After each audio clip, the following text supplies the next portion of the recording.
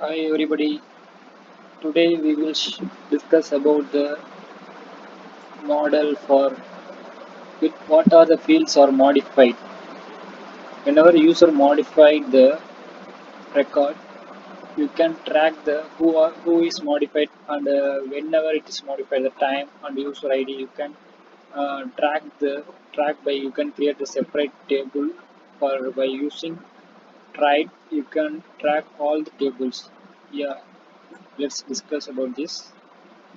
First, create the. I have created two trait for our model. My model name is sector. Uh, Trait called editable and a model trait. Editable means whenever user updated, I have passed the model to the function edit. It will create a new recording log table. Yeah, we can logged. It is a modified or created, updated, deleted, and you can store the model ID.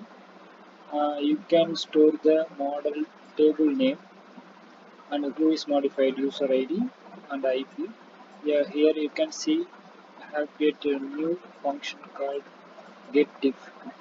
Yeah, whenever user updated, you can uh, s- save the whole fields, table fields called ID, name created, updated, whole field, but it is not recommended.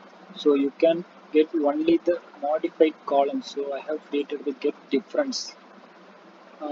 Here I have included another trait called model trait.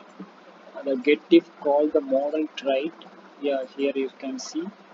If you can get the dirty, what are the fields are modified, changed, and you can pause that. If you want to track the before and after, you can. If you want, you can use these functions. Yeah, changed and the model first to data get the old data from the database and it can match the key and before and after